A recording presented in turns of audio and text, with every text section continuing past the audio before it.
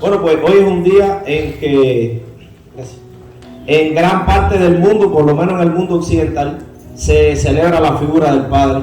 Y por esta razón es que yo quiero aprovechar esta oportunidad y compartir un mensaje, compartir una palabra que quisiera dirigirla, si el Señor me permite, dirigirla en tres direcciones diferentes. Quisiera compartir una palabra que va dirigida a los padres.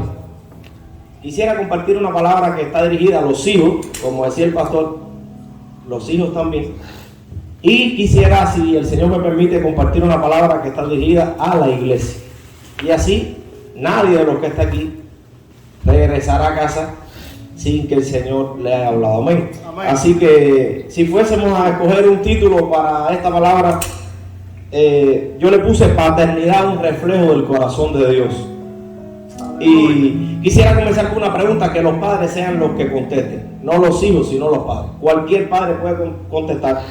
Y la pregunta es acerca de un proverbio popular, una frase que se dice mucho, que nosotros hemos crecido escuchándola. Y yo voy a decir una parte, a ver quién se sabe la otra. Dice, de tal palo, tal astilla. A ver, así dice un refrán popular, será cierto. Recuerdo que en una ocasión, trabajando con jóvenes en Cuba, tuvimos una serie durante un mes, no sé si Tati lo recuerda, donde hicimos una serie que le pusimos por título Entre refranes y verdades, porque la realidad es que hay muchos refranes con los que hemos crecido, pero la pregunta es, cada refrán está respaldado en la palabra de Dios. Hay muchos refranes populares que sí tienen un sustento, tienen un fundamento en la palabra, pero otros no. Un ejemplo, de tal palo tal astilla, vamos a ver hasta qué punto es real o no. Pero hay otro que decía, árbol que nace torcido, jamás su tronco endereza. Y en aquel tiempo nos encargamos de poder enseñar a los jóvenes que era falso, que Jesús encontró 12 primeros árboles torcidos, muy torcidos. Los 12 primeros discípulos, muy torcidos, era lo peor de lo peor. Si yo les describiera a ustedes las características de esos 12 hombres, ninguno de ustedes los hubiese ni empleado. Aleluya. Pero Jesús lo hizo. Y lo hizo porque estaba diciendo, voy a empezar por lo más bajo, para que nadie se sienta fuera. Yo quisiera hablar en esta mañana de cómo la paternidad de Dios se refleja, aún muchas veces muy contrario a lo que nosotros también hemos pensado. Y para esto yo he escogido una historia para hablar a los padres. Y es una historia que se encuentra en el libro de Génesis, y es la historia de Isaac. Parte 2 versículos de la vida de Isaac y 2 versículos de la vida de Abraham, su padre, para ver hasta qué punto la astilla se parece al palo donde procede. Y está en Génesis 26 del 1 al 2, le voy a leer. Dice, esto es refiriéndose a Isaac. Dice así, en aquel tiempo hubo hambre en la tierra, además de la primera que hubo en los días de Abraham, y se fue Isaac a Gerar, a donde estaba Abimelech, rey de los filisteos. Habitó pues Isaac en Gerar, y cuando los hombres de aquel lugar le preguntaron acerca de su mujer, él les respondió, es mi hermana, porque tuvo miedo de decir, es mi mujer, pensando que tal vez los hombres del lugar lo matarían por causa de Rebeca, que era de muy hermoso aspecto. Esto le sucede a Isaac. Dice que viene un tiempo de hambre, parecido a la primera hambruna que existió en los tiempos de su padre Abraham, dice el texto. Y este muchacho Isaac toma una decisión. Se fue y se queda en Gerar. Y allí en Gerar miente por temor. Es decir, tenía una esposa muy bonita y él tuvo temor de que por causa de su esposa le quitaran la vida. Pero cuando vamos a Génesis 20, muchos años atrás, dice, de allí partió Abraham a la tierra del Negev y acampó entre Cades y Sur y habitó como forastero en Gerar. Y dijo Abraham de Sara su mujer, es mi hermana, el verso 2.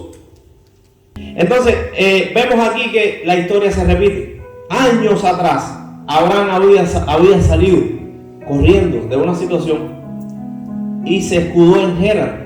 Esa fue la tierra que escogió. De alguna manera, Isaac creció escuchando la historia de su padre. Todos los niños crecen escuchando la historia de su papá. Pero pasan los años y uno se da cuenta que en la misma situación y en los mismos zapatos es muy difícil decir, a veces muy difícil aceptar, y nos equivocamos igual. Y luego decimos, como yo critiqué esto a mi papá, como yo no lo entendía, como yo quise que me diera la gran vida y hoy por hoy no se la puedo dar a los míos, porque no es tan fácil. Entonces eso pasa con los años. Isaac creció escuchando a su papá. Y la madre le contaba, y podemos llegar a esa conclusión, le contaba la historia de su papá. Tu papá y yo salimos. ¿Y dónde vivieron? En Gerar. Y el niñito grabó, Gerar. No sabía dónde era. Pero un día, cuando llegó la segunda hambre, él escogió seguir los pasos de su padre. Y habitó en Gerar. Y él también escuchó. Quizás su mamá un día, en la noche, durmiendo Isaac, le dijo, ¿sabes cómo nos salvamos de una ocasión? No. Bueno, pues había un rey, yo era muy linda, y tu papá tuvo miedo de que ese rey se enamorara de mí y le quitara la vida, y tu papá mintió. ¿Mi papá? Sí, tu papá mintió ese día. Papi, ¿eso es cierto? Sí, ese día lo hice, por miedo lo hice. No porque soy un mentiroso, lo hice por temor. Afloró la debilidad humana ese día. Pero eso lo guardó como una estrategia de salida. Los hijos aprenden de los padres. Por eso la gran responsabilidad de nosotros los padres. ¿Y qué fue lo que hizo Isaac? Cuando se ve en la misma situación, se refugia en Gerar y miente, igual que su papá lo hizo. Por la misma causa. Yo no estoy aquí juzgando a Isaac, porque como les dije, he hecho muchas cosas en las que veo que me parezco mucho a mi papá. Pero sí, he aprendido, por causa de la escritura, que los niños observan mucho, mucho más a lo que usted se imagina. Los niños aprenden más mirando que escuchando. Yo hoy por hoy les puedo decir que recuerdo más escenas que he visto de mi padre que cosas que escuché de mi padre. Yo grabo, nosotros los niños, bueno, yo no soy un niño, pero en mi niñez mi cámara era fotográfica, no estaba aquí, mi cámara estaba aquí. Y eso es lo que recuerdo. Recuerdo que en una ocasión estaba hablando con mi sobrinita, muy pequeñita, tendría 3 años. Y a mí me llama la atención porque yo estoy hablándole y yo estoy exagerando una historia que le estoy contando, y cuando estoy exagerando la historia, yo hacía así y yo veo que ella hacía así, me miraba así. Y cuando yo hacía así, ella escuchándome hacía así, se recogía, y me di cuenta que era un espejo lo que yo tenía delante. Me imitaba hasta que yo ya por gracia empecé a hacer historias, a exagerar más, y ella escuchándome empezaba. Y yo empecé a reír con ella. Y ese día, una vez más, confirmé, los niños son esponjas. Son esponjas. Por eso es tan importante revisar cada padre su caminar.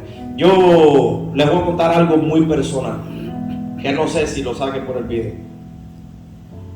Y yo no soy padre. A mí me es difícil estar aquí dando este mensaje porque yo puedo hablar desde la escritura, no desde la experiencia. Y entonces estoy hablando 50% solamente. Yo eso lo reconozco. Por eso lo que yo comparto, ustedes toman lo que ustedes consideren, que al final los que son padres saben más que yo de todos estos asuntos. Pero hace casi un año atrás estuve muy cerca de ser papá. Tati y yo estamos en Guatemala.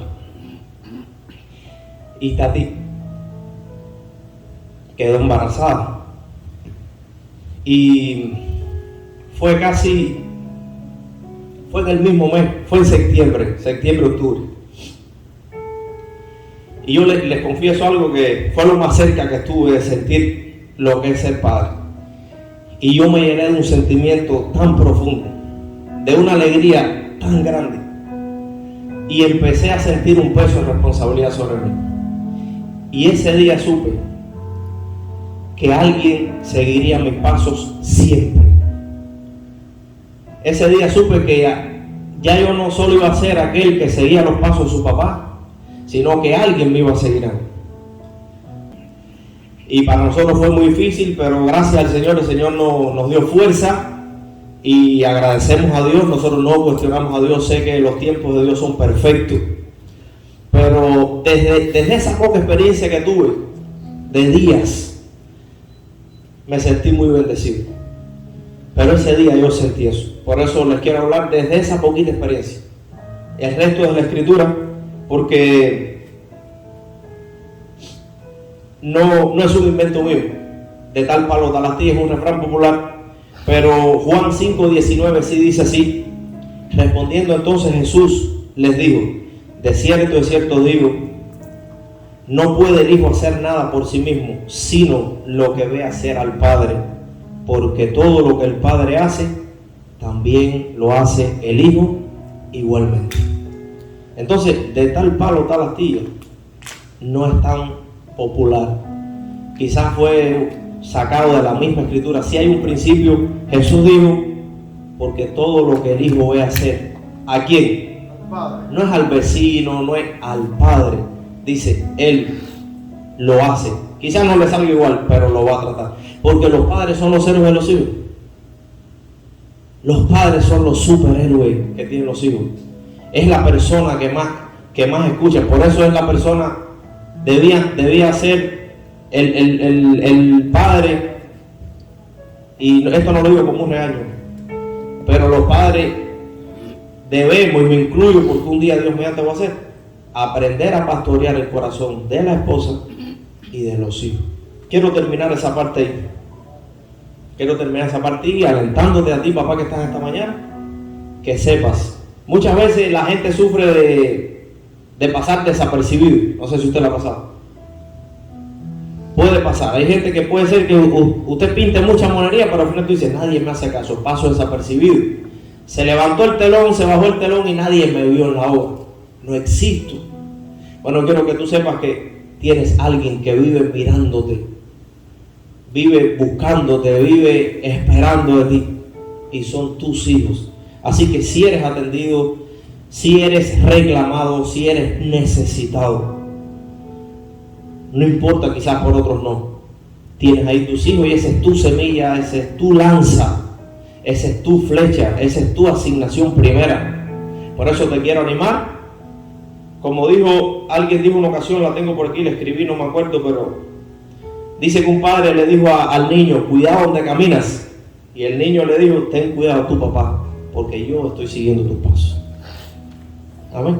Así que quiero compartir una palabra a los hijos, porque como decía el pastor, no todos somos padres, pero todos sí somos hijos. Bueno, y aquí ya tengo un poquito más de la experiencia de la vida, porque hijo sí soy. Y quiero que los hijos me terminen este refrán. A ver quién lo sabe. La ropa sucia se lava en la casa. Así dice un refrán. ¿Será cierto? También. La ropa sucia se lava en casa. ¿Alguien sabe cuál es el continente más sufrido del planeta? África. Así es, Ana, África. Y si yo pregunto aquí, ¿alguien sabe cuál es la causa? ¿Por qué África ha sido el continente que más ha sufrido hambre, miseria, enfermedades, plagas, un país desértico, un país seco, escasea la lluvia? Uno puede decir hasta el clima se puso en contra de ese continente. Puede haber varias respuestas. Yo le voy a decir lo que yo creo. Le quiero hablar hoy de la raíz de por qué África es África. Y usted dice, bueno, ¿qué tendrá que ver esto con el Día de los Padres? ¿Qué tendrá que ver con los hijos? Bueno, tiene mucho que ver. Primero quiero decirle algunos datos Google, según África, y es que en Somalia en el siglo XXI se declaró la primera hambruna. Es decir, la primera hambruna del siglo XXI se declaró en Somalia, y esa crisis dice que afectó a 13 millones de personas en Etiopía, en Kenia, toda esa región. Y literalmente la gente muere de hambre. Yo busqué fotos igual, pero se me olvidó traerla ya la edad, de niños y de personas en África, el hambre en África. Realmente yo decía, ¿las llevo o no las llevo? Porque no quiero ni portar esta mala noticia. Pero la gente muere diariamente. Dice que 17,000 niñas menores de 5 años mueren por desnutrición, niñas y niños. Y 3.5 millones en el continente africano de niños son huérfanos por causa de muerte por hambre de los padres y muerte por VIH y muerte por enfermedades, no tienen cómo escapar. De los 10 países más pobres del mundo, hoy 7 de esos países se encuentran en el continente africano. Escuche eso, de los 10 países más pobres del mundo, 7 están en África. Y uno pudiera decir, ¿cuál es la causa? ¿Será el color de piel la causa? ¿Será su origen racial? ¿Será política la cuestión? ¿Será una cuestión de que África es un continente que no tiene riquezas naturales? Mire, África es un continente rico en petróleo, rico en oro, en minerales. Es decir, África pudiera hacer otra cosa. ¿Qué pasó en África? ¿Sabes dónde empezó todo en África? Yo me puse a investigar. Y todo comenzó con un hijo que no honró a su padre. Les voy a hablar por la Biblia, no le estoy haciendo cuentos ni historia. Génesis capítulo 9, a partir del verso 20, comienza a escribir lo que sucede después del diluvio. Usted sabe que en el diluvio se salva Noé con su familia. Y dice que después del diluvio, comenzó Noé a labrar la tierra y plantó una viña y bebió del vino y se embriagó. Y quedó descubierto, quedó desnudo en medio de su tienda. Noé tenía 3 hijos: Cam, Sem y Jafet. Ahora dice que Cam, padre de Canaán, vio la desnudez de su padre y lo dijo a sus hermanos. Entonces Sem y Jafet tomaron la ropa y la pusieron sobre su padre. Y despertó Noé de su embriaguez y supo lo que había hecho su hijo más joven. Y le dijo: maldito serás, Cam, siervo de siervos serás. Dijo más: bendito por Jehová mi Dios sean Sem y Jafet. Ahora, ¿qué tiene que ver esto con África? Según Google y según la gente que sabe de esto, existen 3 troncos raciales en la humanidad, básicos. Se puede complicar más, pero básicamente existen 3, y es lo que se conoce como los caucásicos, que son los hombres blancos que habitaron la parte de América, Europa. Luego los mongoloides, que son la parte asiática, no que son mongos, sino que se les conoce así. Y los negroides se ubicaron en la región de África, lo que se conoce como África. Ahora, los negroides, ¿de dónde salieron? ¿De qué tronco venían? Bueno, pues los negroides, según Google, esto no es un predicador ni esto es teología, según Google, escuche, aún reconocen que los 3 troncos raciales que componen toda la humanidad proceden de los 3 hijos de Noé, que fueron los únicos que quedaron después que la humanidad se fue extinguida por el agua. Y de Cam, del que recibió la maldición, surgió todo lo que se conoce como el continente africano. ¿Qué fue lo que hizo Cam? ¿Sabes lo que hizo Cam? Que su papá cometió un error, como todos los padres. Escuchen los hijos que hay aquí, que somos todos, yo creo, unos los tenemos vivos, otros no. Ahora esto sí es para todos nosotros. Cam vio a su padre desnudo y dice que exhibió la desnudez de su padre. Sin embargo, Sem y Jafet cubrieron la desnudez de su padre. Entonces, evidentemente lo que Noé hizo estaba mal. No podemos justificar a Noé. Se embriagó. Es decir, vamos a ponerlo, a actualizarlo hoy. ¿Cuántas cosas pueden hacer mal a los padres? Fallan en esto, fallan en lo otro. A veces queriendo hacer lo bueno les cuesta. Pero Cam no tenía derecho de exhibir y rebajar la vergüenza de su papá. Y los errores de su padre, los errores se lavan en casa, como dice el refrán. Las ropas sucias se lavan adentro. Y él lo que hizo fue que exhibió los errores de su papá. Los otros 2 cubrieron. Entonces, digamos, la historia se separa entre hijos que cubren la desnudez de su padre y entre hijos que exhiben la desnudez de su padre. Esa maldición que recibió ese día afectó toda una generación. Y Dios no ha dejado de tener misericordia, porque yo recuerdo que por allá por los años 2002, 2003 me leí un libro que se llama Avivamiento con Fuego, que es de Reina Polk, que describe las cruzadas evangelísticas de ese hombre de Dios en medio del continente africano. Y es real que donde abundó el pecado, sobreabundó la gracia de Dios. Y que en el continente africano muchas, pero muchas almas han sido salvadas por el amor de Jesucristo. Pero aún así sigue siendo un continente árido, sigue siendo una tierra desértica, sigue siendo una tierra dura, triste, difícil, con una realidad muy, pero muy cruda. Ahí los niños mueren sin tocar lo que es común para ti y para mí. Ahí la gente entra en Google y ponga cuáles son las condiciones, la educación, la salud en África para que usted vea. Pero todo nació, y ojo con esto, un hijo que no aprendió a cubrir y a honrar a su papá, aun cuando su papá fallara. Lección que aprendí tarde en la vida. Hubiese querido escuchar esta palabra cuando era un adolescente como Daniel. Y volverme un guardián de mi papá. Eso hubiese querido. No pude. Ya lo puedo hacer. Ya tengo 41 años. Mi papá tiene casi 70. La distancia nos separa. ¿Cuántas veces dije cosas de mi papá? En mi inmadurez, en mi carencia de la verdad de la Escritura. Y mi papá, quizás yo tenía humanamente razones para hablarle de esa manera. Pero hoy me arrepiento y me avergüenzo y me entristece. Quisiera borrar ese pasado, no puedo.